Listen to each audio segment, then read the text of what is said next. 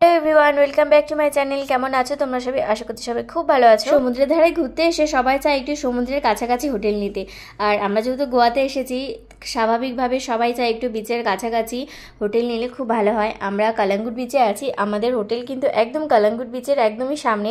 আমাদের হোটেল থেকে কালাঙ্গুট বিচের ডিস্টেন্স মাত্র 5 মিনিট। চলো তোমাদেরকে আজ দেখাবো আমরা কালাঙ্গুট বিচে কোন হোটেলে ছিলাম। এই যে দেখো, আমরা কিন্তু এখন বিচ থেকে হোটেলে ফিরছি। আমি এই সময় তোমাদের সাথে শেয়ার করি হোটেল এমরিসি সুইট। এই হোটেলে কিন্তু আমরা এখন বিচের থেকে ডিনার করে সবে মাত্র ফিরলাম। চলো ভেতরে যাই। ভেতরে গিয়ে তোমাদের সাথে শেয়ার করবো যে রুমটা কেমন। সত্যি রুমটা কিন্তু বেশ ভালো। টোটাল রুম কিন্তু এসি। দেখো রুমের ভেতরে কিন্তু ঢুকে গেছে। এরকম সুন্দর একটা বেড আছে, তার সাথে সবই কিন্তু রাখা আছে। একটা টাওয়েল, দুটো কম্বল, দুটো বালিশ। দেখো পরিষ্কার কিন্তু সুন্দর সাদা কভার লাগানো বালিশের মধ্যে। আর এদিকে সব জায়গায় চার্জার আছে। ওই যে দেখো এসি কিন্তু শুধু নয়, তার সাথে কিন্তু ফ্যানও আছে, কারণ গোয়াতে যা প্রচন্ড গরম। ঘরের মধ্যে বেশ কিন্তু অনেকগুলোই চার্জার পয়েন্ট আছে। আমাদের এই ঘরটা ডাবল বেড তো দেখতেই পেলে। এদিকে দেখো আরেকটা কিন্তু সিঙ্গেল ছোট বেডও আছে। কাপল রুমে বুক করেছিলাম, তবে অবশ্য আমাদেরকে এটা একটা দিয়েছে, ভালোই হয়েছে, জিনিসপত্র রাখার জন্য সুবিধা হবে। এখানে কিন্তু একটা বালিশ, কম্বল সবই কিন্তু আছে। কেউ যদি 3 জন 4 জন একসাথে আসে, তারা কিন্তু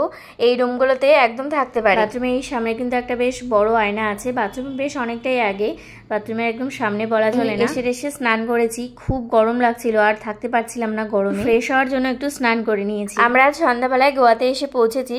ট্রেন থেকে ওই 5টা নাগাদ ভাস্কো ডা গামা স্টেশনে নামানোর পর ওখান থেকে গাড়ি করে 1 ঘন্টার মতো লাগে কালাঙ্গুট বিচে আসতে। দেখো টোটাল রুমটাই কিন্তু তোমাদেরকে দেখিয়ে দিলাম। এখানে ঠান্ডা দিনের জন্য লেপও কিন্তু রাখা আছে, এক্সট্রা বালিশ লাগলেও রাখা আছে। এটার সাথে একটা টেবিল অ্যাটাচ করা আছে, এখানে আমি সব আমার সাদা জিনিসগুলো রেখে দিয়েছি। আর এদিকে হ্যাঙ্গারও কিন্তু আছে।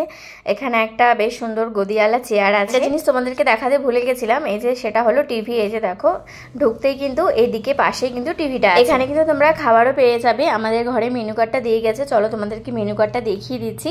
মেনু কার্ডের মধ্যে সব খাওয়া দেওয়া আছে।